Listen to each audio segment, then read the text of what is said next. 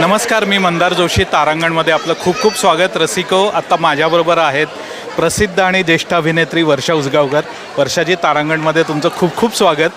आपण आत्ता स्टार प्रवाहाच्या परिवार अवॉर्डच्या निमित्ताने भेटतो आहे आणि सर्वप्रथम मी तुमचं अभिनंदन ह्याच्यासाठी करतो की तुमच्या सुख म्हणजे नक्की काय असतं या मालिकेने 1000 भागांचा टप्पा पार केलेला आहे. आणि मी सुरुवात इथं बसून करतो आहे कारण तुम्ही गोल्डन एरा बघितला आहे सिनेमाचा. सिल्वर ज्युबिली, गोल्डन ज्युबिलीचे दिवस तुम्ही बघितलेले आहेत. तुमच्या सिनेमांनी तेही यश मिळवलेलं आहे आणि आता तुमच्या सिरियलनी हे यश मिळवलं आहे. या यशाकडे तुम्ही कसं बघताय? 1000 म्हणजे आजच्या काळात 1000 एपिसोड कंप्लीट होणं निश्चित सोपं नाही आहे. कारण आज खूप स्पर्धा आहे, अनेक सिरियल्स आहेत, अनेक चॅनल्स आहेत, पण तरीसुद्धा स्टार प्रवाह नंबर 1 आहे. याचं कारण असं की वेगवेगळे विषय स्टार प्रवाह वैविध्यपूर्ण असे विषय हाताळत आहे. इवन नॉन फिक्शनमध्ये म्हणजे जे रिॲलिटी शो आहे त्याच्यामध्ये सुद्धा वेगळे बघतात. त्यामुळे मी माझ्या यशाकडे खूप आनंदित होऊन बघते.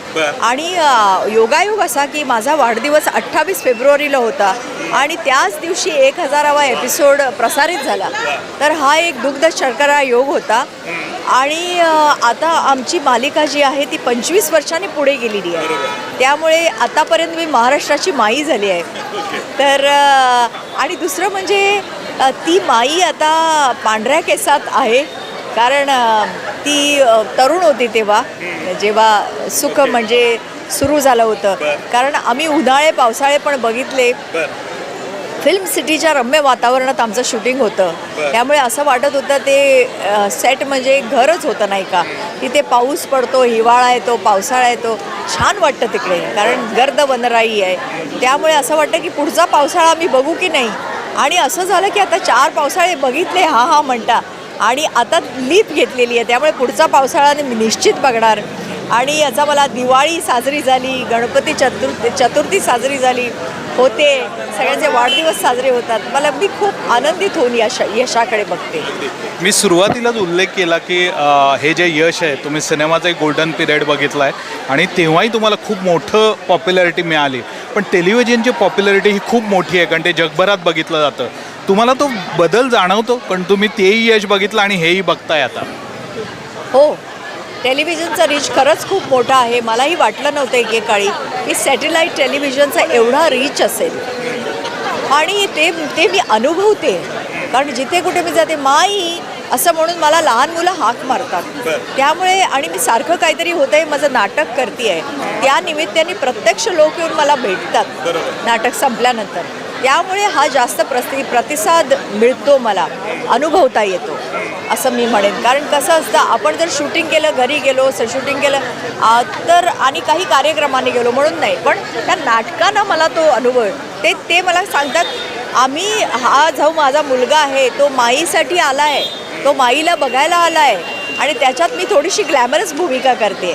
तर तो विचारतो आईला, माई इथे अशी का दिसते, तिथे तशी दिसते आणि आता इथे स्टेजवर अशी का दिसते. त्यामुळे हा प्रतिसाद नक्कीच मोठा आहे.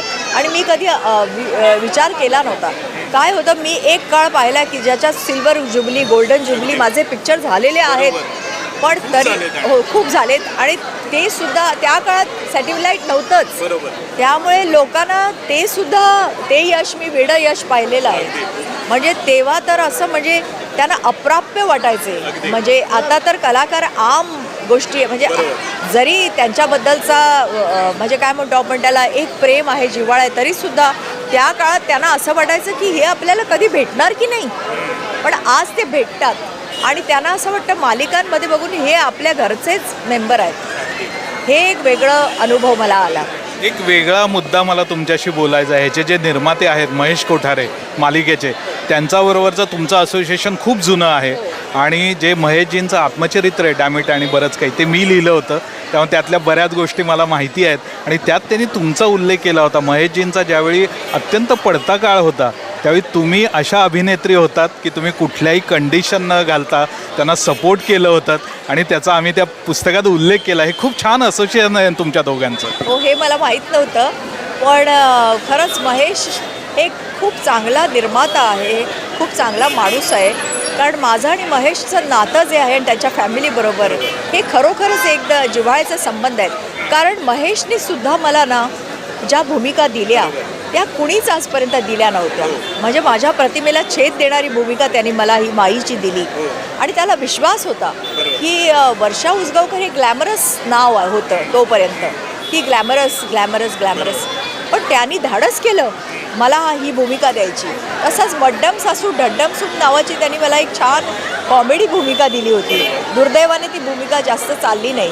मन उधाण वाऱ्याचे आणि सुख म्हणजे नक्की काय असतं ह्या आमच्या सिरियल्स ज्या आहेत त्या खूप लोकांनी डोक्यावर घेतल्या. तसंच दांगडदिंगा या सिनेमात त्यांनी मला गाण्याचं ब्रेक दिला. त्यांनी सुदेश भोसलेबरोबर माझं एक गाणं ठेवलं आणि मला आयुष्यात पहिल्यांदा प्लेबॅक सिंगिंग करायला मिळालं. दुर्दैवाने तो पिक्चर चालला नाही, त्यामुळे खूपशा लोकांना माहिती नाही आहे. पण महेशबरोबर मी चित्रपटात एवढं काम केलं नाही, पण आता आमचं हे असोसिएशन खूप स्ट्रॉंग आहे आणि मला असं वाटतं तो खूप लोकांचा पोशिंदा आहे. अनेक सिरियल्स त्याचे आहेत, तर तो चांगला एम्प्लॉयमेंट देतो कलाकारांना ज्याची गरज आहे. तर महेश हा एक चांगला निर्माता आहे आणि तो एक सरळ बोलणारा माणूस आहे. त्याचा आत एक स्पष्ट वक्ता आहे, आत एक बाहेर एक असं महेशचं नसतं. एक शेवटचा प्रश्न वर्षाजी, की आत्ता तुम्ही 4 दशकांच्या प्रवासात सगळी माध्यमं तुम्ही हाताळलेली आहेत. टेलिव्हिजन, नाटक, आता सिनेमा आहे, डेली सोप आहे. तर आता भविष्य तुम्ही कसं बघताय? कारण तुम्ही इतक्या चांगल्या अभिनेत्री आहात. असं काय आहे की ते तुम्हाला खुणावतंय की जे तुम्ही आजपर्यंत केलेलं नाही आहे?